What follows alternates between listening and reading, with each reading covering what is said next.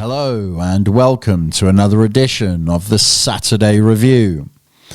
Each week we step back from the headlines to ask a much bigger question. Not simply what's happened, but why it matters. This week we're exploring a theme that reaches across our justice system, our society, and the future of work itself: artificial intelligence. It's becoming our assistant, our advisor, our search engine, our writer, and increasingly part of our public institutions. The UK government has announced plans to begin trialling AI legal assistance in Crown courts to help tackle record case backlogs. At almost the same time, what is believed to be the first AI-powered law firm has successfully helped win a case in an English court. Meanwhile, millions of people now use AI every day to answer questions, write emails, generate ideas, and even make important life decisions. So on today's program, we're asking one simple question: as AI becomes more capable, what remains uniquely human? In Justice, we'll examine whether AI can really improve access to justice, or whether we're risking something far more important than efficiency. In Society, we'll explore how technology is reshaping childhood, relationships, and the way we interact with one another. And in Human Potential, we will ask whether AI is making us smarter, or whether it's quietly encouraging us to outsource the very thinking that makes us human. I'm Adam J. Robinson. This is the Saturday Review. Artificial intelligence has arrived in the justice system, not as science fiction, not as prediction about the future, but as public policy. This week, the Ministry of Justice announced plans to begin trialling AI legal assistance within Crown courts across England and Wales. Their purpose is straightforward: reduce administrative burdens, improve efficiency, and help the enormous backlog of criminal cases that has accumulated across the justice system. At first glance, that sounds like common sense. Victims of crime deserve timely justice. Defendants deserve timely hearings. Court staff deserve systems that remove unnecessary bureaucracy. If AI can organize documents in seconds, identify relevant authorities in minutes, and free legal professionals to spend more time exercising professional judgment, then surely everyone benefits. Yet perhaps that is not the most important question. The deeper question is this: what happens when our pursuit of efficiency begins to reshape our understanding of justice itself? The philosopher and Zen teacher Shunryu Suzuki once wrote, "In the beginner's mind there are many possibilities. In the expert's mind there are few." It is an observation that feels surprisingly relevant today, for perhaps we have become experts at asking how justice can become faster. Yet we have stopped asking what justice is actually for. Justice has never been merely an administrative exercise. It is a moral institution. It exists not simply to process cases, but to maintain legitimacy, protect liberty, and command public confidence. That distinction matters. For while AI excels at recognizing patterns, organizing information, and generating probabilities, justice requires something altogether different. It requires wisdom, judgment, context, mercy, and perhaps above all, the ability to recognize the irreducible complexity of another human being. This week's story, therefore, isn't really about technology. It's about human nature. In The Laws of Human Nature, Robert Greene describes what he calls the law of rigidity. Greene argues that individuals and institutions naturally become attached to familiar ways of thinking. Success creates certainty. Certainty produces rigidity, and rigidity often prevents us adapting wisely to periods of profound change. The arrival of AI presents precisely this moment. Some people insist AI should never enter the courtroom. Others believe technology can solve almost every problem facing modern justice. Both positions risk becoming rigid. Neither asks the more important question: where should human judgment end, and where should machine intelligence begin? That question becomes even more significant when viewed through the scholarship that informed my master's dissertation at the Open University, which examined rehabilitation, mass incarceration, and the hidden social harms created by contemporary penal systems through what Donna Mertens described as a transformative paradigm. Rather than asking only whether institutions operate efficiently, transformative research asks whether they produce greater justice, reduce inequality, and contribute to a more humane society. That distinction changes everything. Efficiency is not the same as legitimacy. Michel Foucault helps us understand why. Writing about governmentality, Foucault argued that modern societies increasingly govern not through visible force but through surveillance, classification, measurement, and risk management. Contemporary justice systems increasingly rely upon actuarial tools, behavioral assessments, algorithmic prediction, and administrative control. AI represents the next stage in that evolution. Used carefully, it may enhance decision-making. Used carelessly, it risks deepening a system already inclined toward management rather than transformation. David Garland extended this argument through his analysis of the culture of control. Garland observed that modern criminal justice increasingly operates under competing pressures. One pressure seeks rehabilitation, the other seeks reassurance. Politicians rarely receive headlines for preventing crime. They receive headlines when something goes wrong. Consequently, criminal justice policy often becomes organized around minimizing political risk rather than maximizing human potential. AI may help process more cases. It cannot resolve that deeper political tension, nor can it answer the question my dissertation ultimately asked. Can a justice system genuinely rehabilitate while simultaneously expanding systems of control? My own research concluded that mass expansion often weakens the very conditions rehabilitation depends upon: hope, stability, education, opportunity, and meaningful human relationships. Rather than drifting accidentally away from rehabilitation, contemporary penal systems increasingly reflect ideological choices shaped by neoliberal governance, managerialism, and penal populism. Jessica Annison's work on penal populism illustrates this perfectly. Justice policy is often influenced less by evidence than by what appears politically decisive. AI now risks entering precisely the same political environment.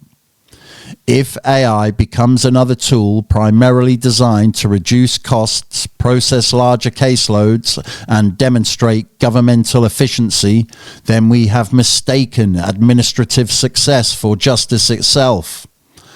The social harm perspective developed by Paddy Hilliard and Steve Toombs pushes the argument even further. They ask us to shift our attention away from crime alone and towards harm. For some of society's greatest harms are not always criminal. Poverty, trauma, mental illness, addiction, exclusion, isolation. These realities frequently shape offending long before anyone enters a courtroom. Artificial intelligence may become exceptionally good at processing criminal cases, but it cannot repair childhood trauma. It cannot restore fractured communities. It cannot replace meaningful human relationships.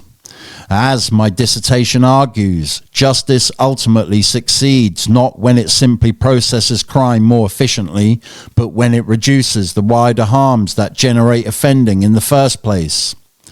This brings me to Kenneth Gergen. Gergen argued that research is not simply descriptive, it is future forming. Every innovation embodies a vision of the future. Every policy quietly shapes the society that follows. Artificial intelligence is no different. The question is therefore not whether AI belongs within justice. It almost certainly does. The question is what kind of justice system we are building around it. Eckhart Tolle reminds us that awareness creates choice. Institutions, like individuals, can become trapped inside unconscious patterns. Sometimes those patterns revolve around fear, sometimes around efficiency, sometimes around control. Awareness allows us to ask whether the assumptions guiding today's decisions are truly serving tomorrow's society. Artificial intelligence may become one of the greatest advances the justice system has ever embraced, or it may simply become another layer of bureaucracy wrapped in the language of innovation. The difference will never depend upon the technology, it will depend upon us. For justice has never been defined by the intelligence of the systems we build. It has always been defined by the wisdom of the people who choose how those systems are used. Society asks a different question. Who is shaping the people that society eventually becomes? This week's Society story centres on growing concern about children's online lives. The UK government has continued increasing pressure on technology companies over online safety, while campaigners, educators and parents are questioning the influence that smartphones, recommendation algorithms and social media platforms now have on childhood and adolescence. The debate is no longer simply about screen time. It is about attention, identity and development. For most of human history, children were primarily shaped by 4 institutions: family, school, community, and friendship. Today, a 5th institution has emerged: the algorithm. Unlike parents, teachers, or mentors, algorithms have no moral purpose. They are not designed to cultivate wisdom, resilience, or character. Their objective is remarkably simple: maximize engagement. The longer we remain online, the more valuable our attention becomes. That raises a profound question. If an increasing proportion of childhood is being mediated through algorithms designed to capture attention rather than cultivate human flourishing, what kind of adults are we creating?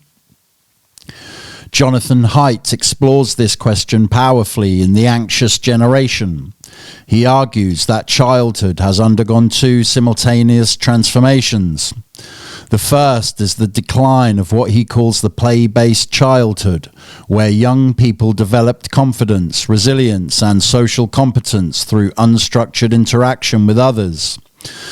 The second is the rise of the phone-based childhood, where increasing amounts of social development occur through screens rather than face-to-face relationships. Whether one agrees with every aspect of Haidt's analysis is less important than the question it forces us to confront.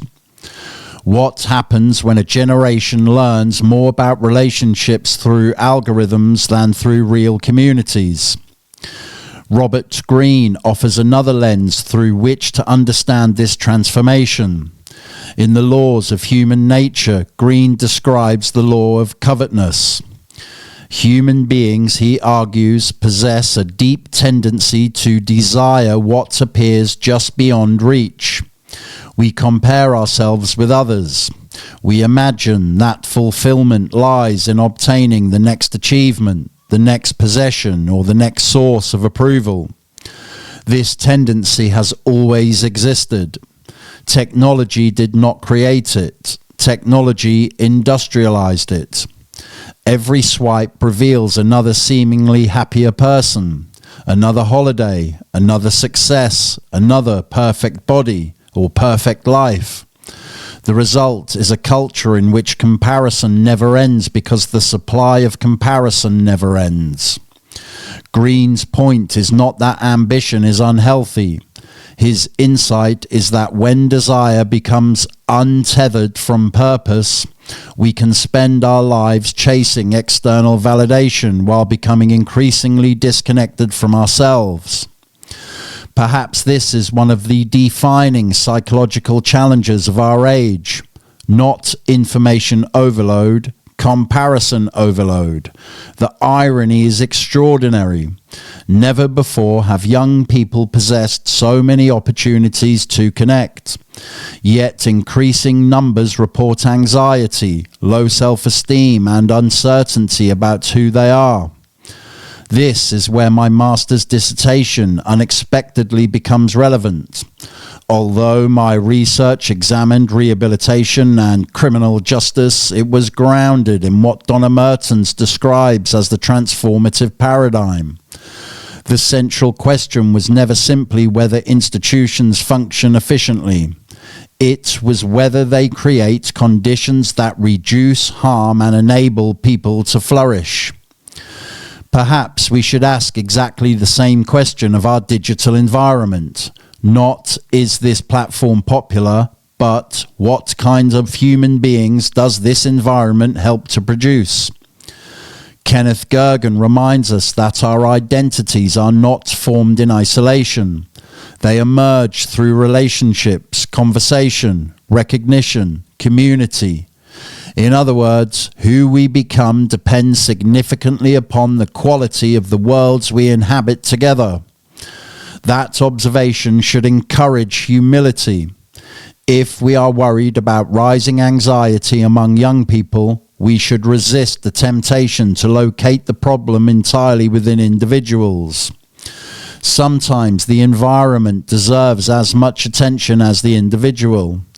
Shunri Suzuki once wrote that in the beginner's mind there are many possibilities. Children begin life with extraordinary curiosity. They ask questions, they explore, they imagine. Yet curiosity requires space, silence, boredom, reflection. If every quiet moment is immediately filled by a notification, another video, or another recommendation, we risk losing something profoundly important. Not intelligence, attention. And attention may be one of the most valuable human capacities we possess. Eckhart Tolle takes this argument one step further. He suggests that genuine well-being depends upon our capacity to become present rather than constantly identified with external stimulation. Presence is increasingly countercultural. Modern life encourages perpetual distraction, yet meaningful relationships can only exist where genuine attention exists. No child has ever felt deeply understood because somebody liked the post. They feel understood when another human being is fully present with them. Perhaps that is the deeper lesson emerging from this week's debate. The question is not whether technology is good or bad.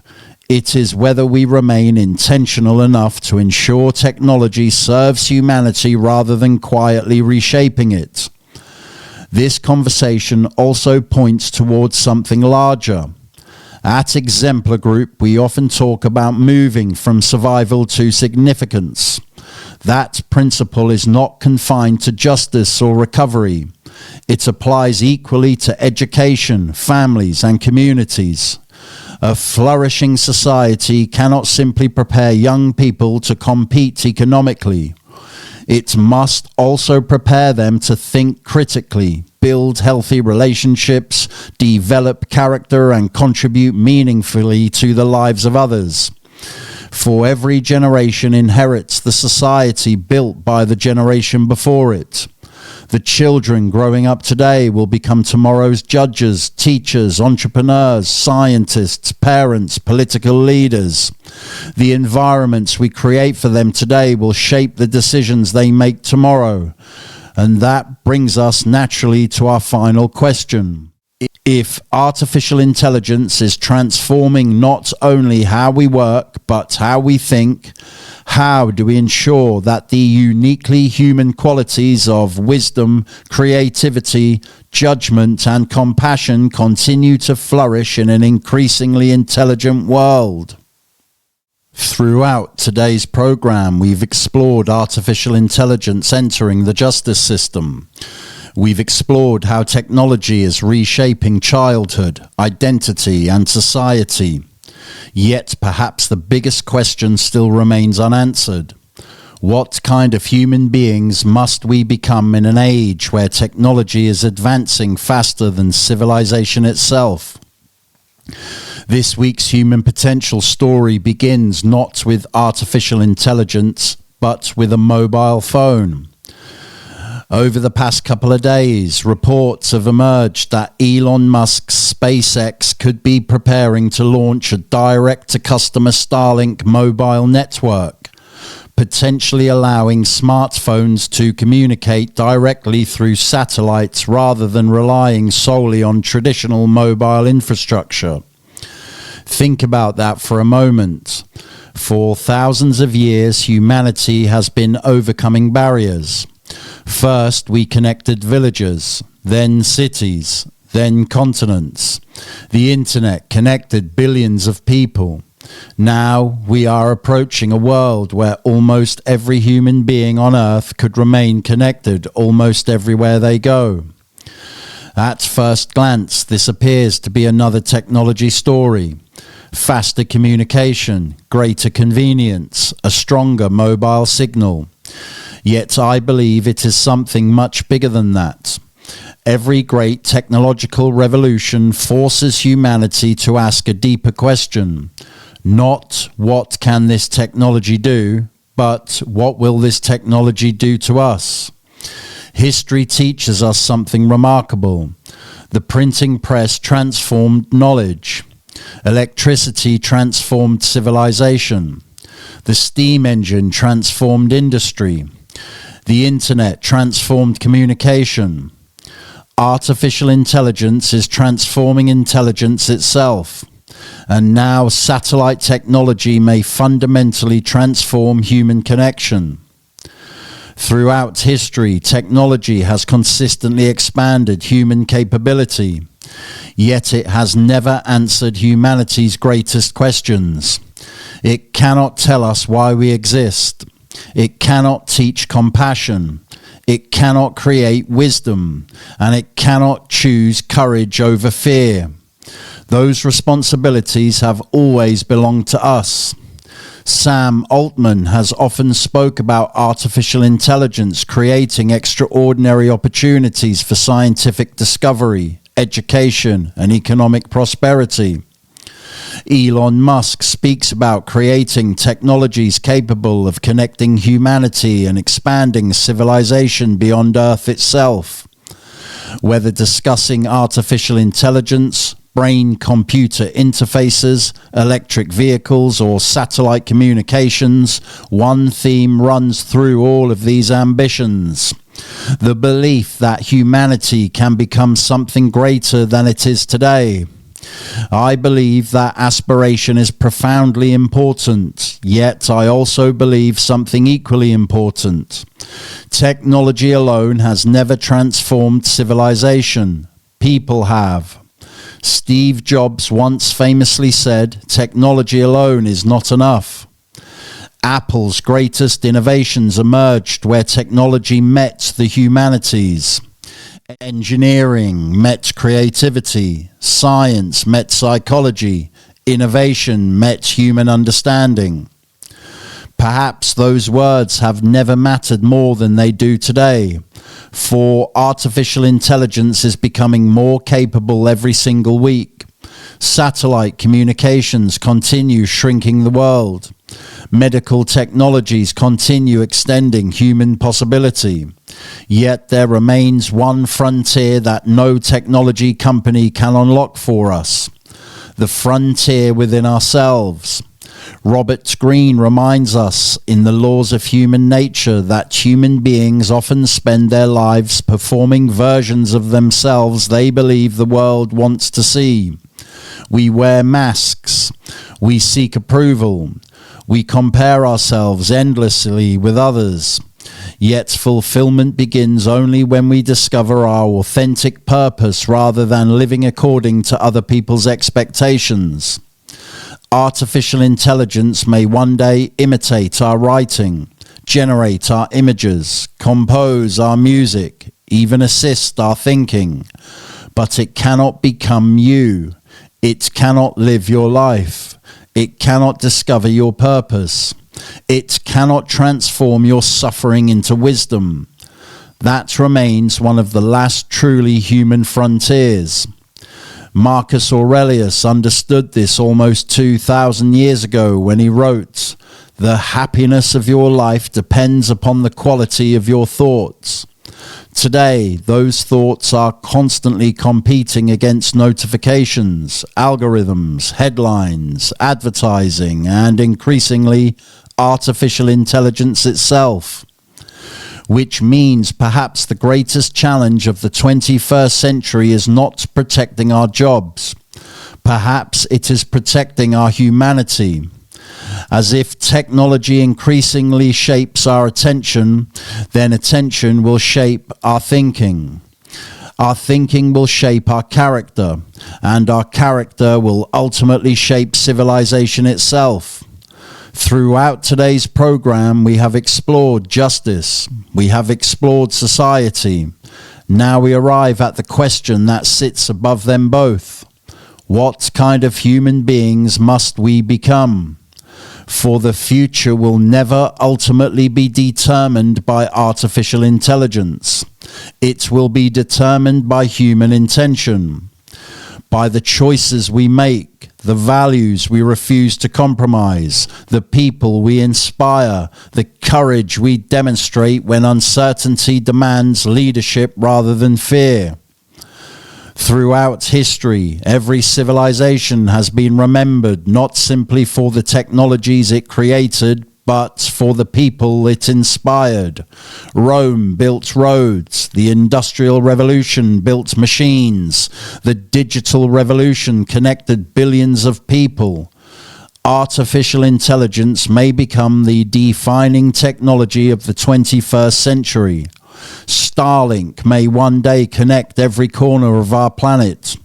Neuralink may fundamentally change how human beings interact with technology. Yet, perhaps history will ask a far more important question. Did humanity become more human while becoming more intelligent? That question sits at the very heart of Exemplar Group. We believe the greatest untapped resource on Earth is not artificial intelligence. It is dormant human potential. Potential buried beneath trauma, addiction, poverty, injustice, grief, or rejection. Potential buried beneath the quiet belief that our past somehow determines our future. Yet history repeatedly reminds us that the greatest transformations rarely begin inside laboratories. They begin inside ordinary people who decide that suffering will not have the final word. A parent refusing to give up on their child. A teacher seeing possibility where others see failure. A recovering addict transforming pain into service. A former prisoner choosing contribution over resentment. A young entrepreneur refusing to believe that where they started determines where they finish. That is why Exemplar Group exists, not simply to comment on the world, but to help transform it. to inspire people, communities, institutions, and systems to unlock the extraordinary potential that already exists within them, to transform pain into purpose, adversity into wisdom, potential into meaningful contribution. Because we believe the survival and flourishing of humanity as a species will never depend solely upon the intelligence of the technologies we create. It will depend upon whether we cultivate the wisdom, compassion, humility, and the moral courage to ensure those technologies always remain servants of humanity rather than its masters. Imagine a world where every justice system measured success not only by punishment, but by transformation, where every school measured success not only by examination results, but by character, where every business measured success not only by profit, but by the lives it helped improve, where every community believed that no human being is beyond hope. Perhaps the greatest breakthrough of the 21st century will not be another satellite, another algorithm, or another artificial intelligence system. Perhaps it will be something infinitely more powerful. The moment humanity rediscovers the extraordinary potential that has always existed within itself. Because the future is not something that simply happens to us. The future is something we build together. And that is the future Exemplar Group exists to help create. Engineering.